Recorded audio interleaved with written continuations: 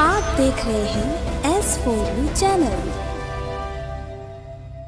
Radio और दूरदर्शन जो हमारे गांव ढाणी में अंतिम छोर में बैठे हुए व्यक्ति तक भी सूचनाएं पहुंचाने के लिए माने जाते हैं और हमारी सरकारी उपक्रम है। मैं समझता हूं उसके माध्यम से हम लोग हमारे बच्चों को जो घरों में बैठे हुए हैं उनको उनकी पढ़ाई बाधित नहीं हो, इसको सोच करके एक प्लान किया गया कि दूरदर्शन और आकाशवाणी के माध्यम से हम लोग हमारे बच्चों को एजुकेशन उनकी जो है उसको दी जाए, ऑनलाइन व्यवस्था की जाए दूरदर्शन के माध्यम से या रेडियो आकाशवाणी के माध्यम से। इसके लिए हमने यहाँ पर राज्य सरकार में जो उनका केंद्र है जयपुर में, वहाँ पर हमने आवेदन किया था स्लॉट देने के लिए, समय देने के लिए। तो उन्होंने हमसे कोई करीब 65 लाख रुपए मांगे थे। हमने जावड़ेकर जी को चिट्ठी लिखी है और आवेदन किया है। बीजेपी के तमाम नेताओं और मंत्रियों को भी कहा है कि आप मदद कीजिए और बच्चों को निःशुल्क ये शिक्षा मिले दूरदर्शन और रेडियो के माध्यम से।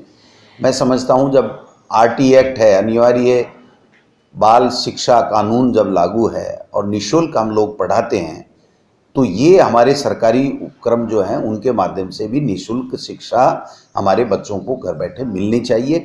इसी सोच के साथ हमने एक कदम आगे बढ़ाया है। मैं उम्मीद करता हूं कि केंद्र सरकार भी इसमें एक कदम और आगे बढ़ाएगी और हमारे बच्चों को जल्दी ही रेडियो और दूरदर्शन के माध्यम से घर बैठे उनको अपनी जो मटेरियल है, जो शिक्षण सामग्री है वो मिलेगी, अपने पाठ्यक्रम के बारे में जानकारी प्राप्त होगी। न्यूज चैनल से निश्चित रूप से कई न्यूज़ चैनल वाले भी हैं, ऑनलाइन ऐप वाले भी हैं, वो संपर्क कर रहे हैं कि साहब हमें परमिशन दिया जाए।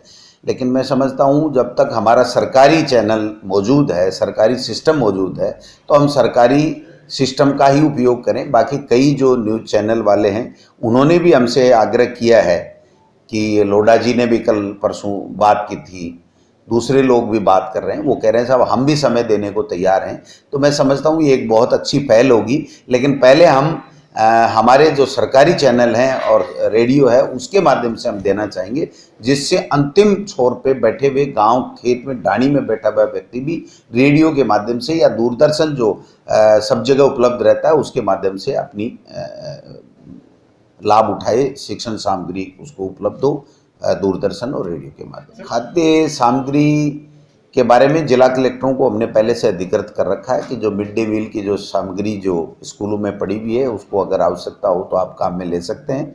लेकिन चूंकि मुख्यमंत्री जी ने कल प्रेस कॉन्फ्रेंस में इस बात की चिंता जाहिर की है कि कलेक्टरों के पास काम बहुत होते हैं, तो ये खराब नहीं हो सामग्री, इसकी सुनिश्चितता की जाएगी।